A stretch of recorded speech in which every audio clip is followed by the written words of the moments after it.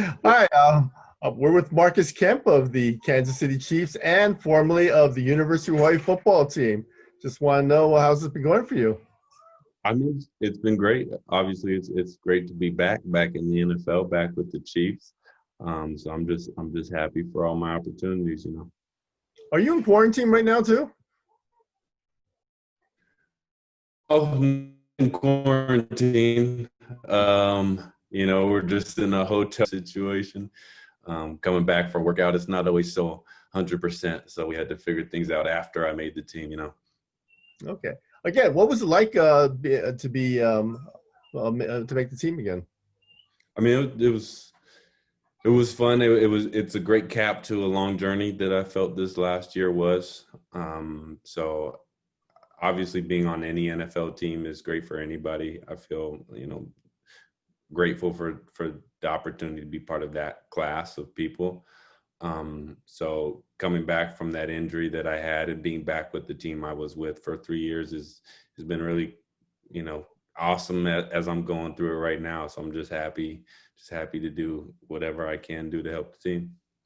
And I understand that they don't tell you you've made the team. They just don't tell you Right. otherwise that you were didn't make. Right? They just let you Just know show up you're there, right? that day, go through a day. Yeah, you just show up and home. So you just go out, show up at meetings, look around, make sure no one's coming to pull you out and send you home. So I'm here for now.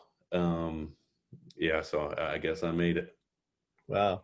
Again, it's been a kind of a crazy year for you. You just got hurt about a year ago, preseason game, and you were probably having one of your better preseasons, right, when it happened, and then it was Yeah. what three parts of your knee, or Right. Yeah. So I mean, I felt like I was at the peak of my game, which I feel like is usually when things like this happen.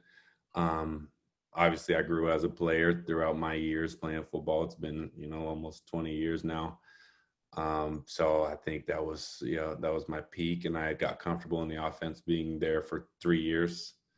So I was just, comfortable just, playing the football, the best football I could have. And then, yeah, obviously life doesn't always let you have what you want. And so it was taken away from me, but I think it was, a growing experience, and I'm here now, so I can't complain about anything. yeah, because it was your first real injury that you ever had. What was the hardest part? Was it the physical rehabilitation or the mental part? I think it was mental. I think, yeah, like you said, this is my first serious injury, my first time off of any sport, football, first, time away for more than a couple weeks. So it's hard to be, by yourself or, not with a football team or any other team for a long stretch, almost a year. So I think getting through the physical is obviously tough. I've never gone through it, never tried to rehab anything that extensively, never had to, know, basically relearn how to walk, but I was on crutches for 2 months. So it's tough on your legs when you can't, use them, especially when you're an athlete. But most of it was just, getting through all that time I had with myself and not being able to go out and compete like I'm used to. So I think, being able to get through that is a learning experience, and you get to grow as a person. So like I said, I'm grateful for those opportunities. I wish it didn't happen, but I'm glad I got through it. Well, part of the rehabilitation was that you got to go to the Super Bowl. Was that both exciting but also a little bit frustrating Right. because you couldn't play in it? Yeah, I mean, I think that made it a little bit better, watching the success of my team and knowing that I'm a part of it Yeah. in some form or fashion. So that made it a little bit easier to go through the rehab process. It helped with my mind, and yeah, going to the Super Bowl in February and being a part of the team, and it really made you, grateful for those opportunities that you have.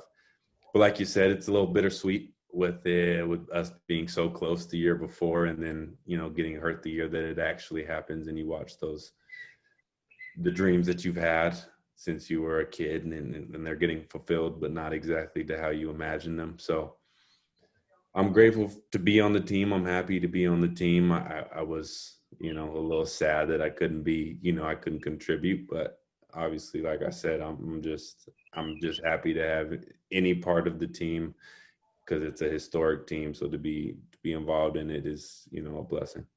Well, your contributions and probably in the meeting rooms and helping prepare the team was I guess recognized because you got a ring. Right. Yeah. No, I heard. I felt like I was a part of it. I mean, being there for 3 years, you're kind of part of that building process. Every day is a competition with every, position group. So if you have a good day, you're making someone else better by them wanting to have a better day. So I think that's what I tell myself to sleep at night is going through those years and competing and having fun with those guys has made everybody better. And so I like to think that I helped. And yeah, I got to get a Super Bowl ring. So I'm just happy to be a part of it, like I said.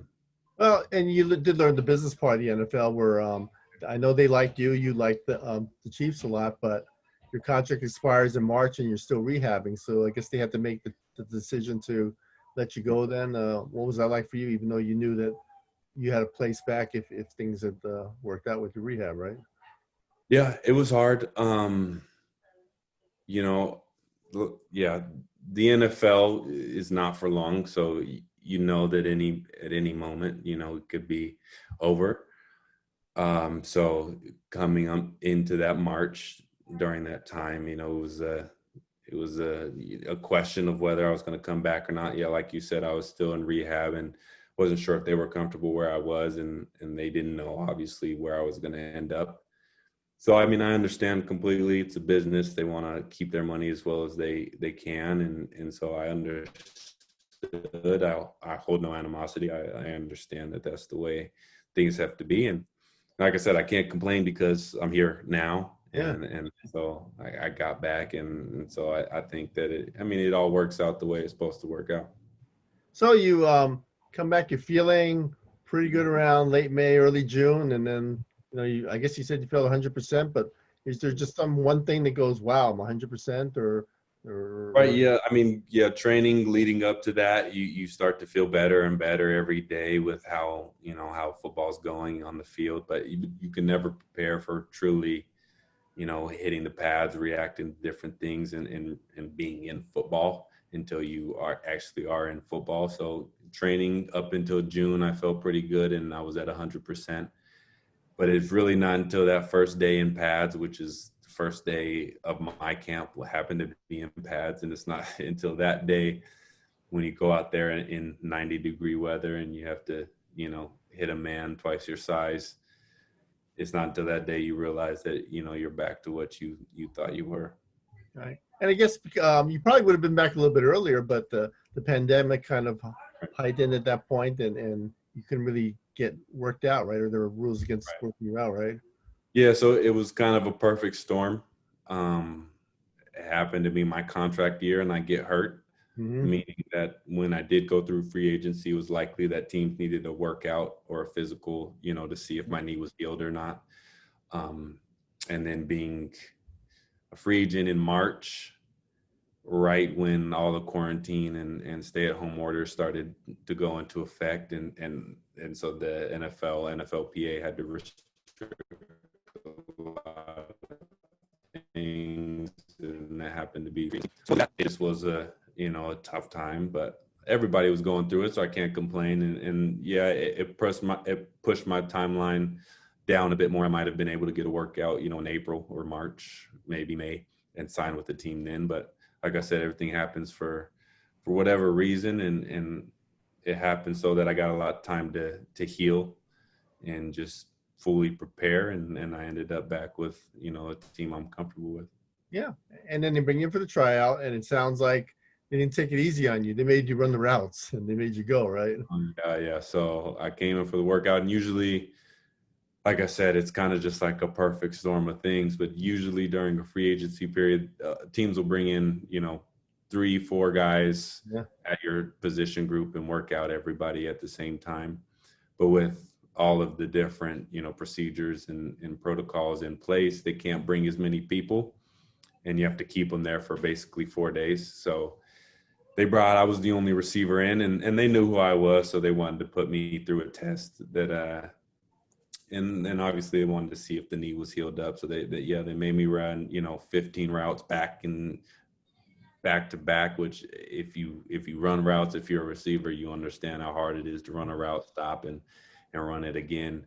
It's a lot of stop routes, a lot of, in and out type of breaks, and they were really testing my knees and also testing my conditioning, because I think they knew I had to jump right in.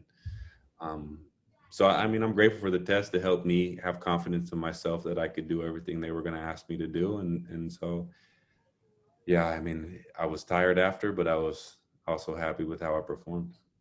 And then stop right there. Then they sign you, Yeah. but everyone's had like a couple of weeks working out and pads and everything. Then you come right in, and well, that was a little bit daunting. Well, so yeah, some could say it's an advantage, some could say it's a disadvantage. I think it's up to the person. I came in right in the middle of camp. They had, I think, 3 days in pads right before I got there. They had been there for probably 3 weeks before I had got there through camp, but with all the new protocols, they had to go through, an acclimation period where they have 2 weeks with no pads and just meetings and just on the field walkthroughs. Then they get, into the shells, and then they finally get pads. And I didn't get all that acclimation. Mm-hmm. So that's where I think it was tough, but also I didn't have to run my legs through the mud for, a few weeks. So there's benefits, there's pros and cons to the way I did it. But yeah, like you said, I signed at 8 a.m. and by 9 a.m. I was practicing in full pads. So it's off the street and try to perform at an NFL level. Luckily I had been, at these camps for 3 years, so I knew what to expect and I knew how to prepare. So it gave me, and I think I passed and eventually got better every day. Well, one of the things we like is that not only if you're a proven receiver, but where'd you learn to be such a great special teams guy? The tackling and the hunting down for the football, and Yeah. where'd that come from? Well, yeah, it's a little weird because I didn't ever play special team. I mean, I played a few snaps in my last season in Hawaii, just because the special teams coach was. I mean, we got close, so he liked the way that I did things, so he threw me in there a little bit. But I had never really done it. I was a safety in high school, so I had some tackling experience, but it's different. I just knew when I got to the league that I needed to do anything I could do to make a team, and special teams is one of the ways that a lot of kids make it. So I took it upon myself to learn as much as I could and figure out a way to make the squad that way, and it worked. And so I think just learning every day, learning something new, never thinking that you know it all is a good way to, achieve any goal, but let alone in the NFL. Well, I guess you and your wife are very active in social things, and also you like to help people. And I guess you're going to start a foundation, or hope to start a foundation with your wife. What will that be like? We're talking about it. She likes to give back, and obviously, I mean, I love to do as much as I can for any community. So I my, whatever I have to give, I would like to give. So we're talking about it. I don't have a lot of time being in the NFL. You don't get we like to give back. It's hard when you have so many things to do. So I think we want to set something up that we can do it naturally and not have to, Well, the other thing too is you seem very involved also in social activities, things, and there have been a lot of problems around the country and everything. It seems like you don't back away from at least being part of the discussion, right? Is that from your upbringing, or? Right. No. Right. Yeah, I think it's been important to my family. Growing up in Utah, it was, a new. It's you don't see a lot of people of my complexion, of my commonality. So you don't see a lot of that. So I knew when I was young that there was something different, and I was brought aware to that. And I think my family, they did a great job of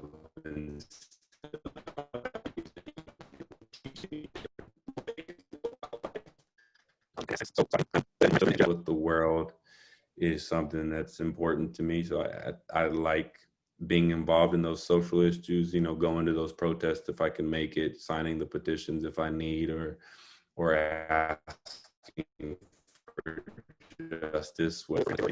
I think it's important. My wife thinks it's important, and the rest of my family does as well. So it's something that's, you know, at our root, and it's something that will continue to.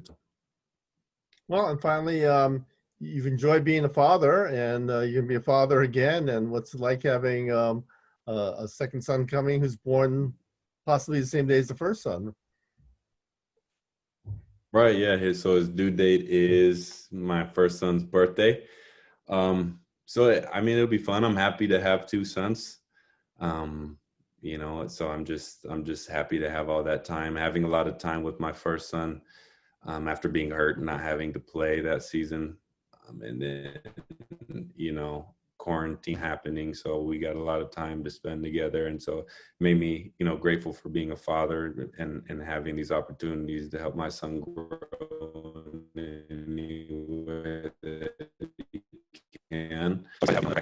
Process with both of them as they continue to grow and try to pass along, you know, the good in me and keep them away from the bad, you know. So I think I'm excited to have one person, you know, two kids, however many kids I end up having, and my wife, having those people, you know, to love and keep me balanced throughout, you know, my life. Okay, well, thank you so much for taking time, and good luck in the opener, and good luck this season. Congratulations. Thank you. Yeah, thank you. Nice to talk to you.